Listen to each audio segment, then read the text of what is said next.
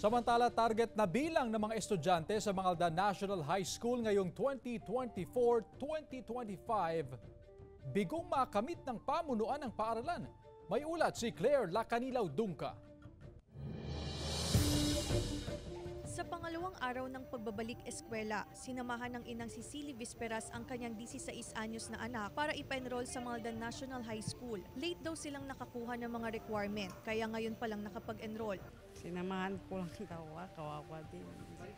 Nice namin yung kuwan doon sa mga picture niya, clearance niya.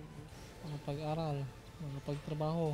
Ayon sa pamunuan ng Mangaldan National High School, mula sa 8,400 na target enrollees, umabot lang ngayon sa 7,900 na mga estudyante ang kanilang naitala para sa school year. Kaya naman nananatiling bukas hanggang sa susunod na linggo ang enrollment, lalo't inaasang marami pang hahabol na late enrollees. Asahan natin yung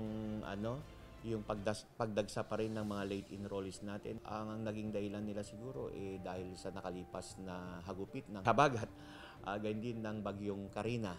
At yung mga iba ay sa malayong lugar pa ho yata nagbakasyon. Samantala, tuloy-tuloy pa rin ang paglilinis at pagsasaayos ng mga pasilidad sa paaralan kahit nagsimula na ang pasukan. Iikot tayo para masiguro na natin na maayos at malinis pa rin po ang ating eskwelahan. Kasi po, nung Brigada Eskwela, medyo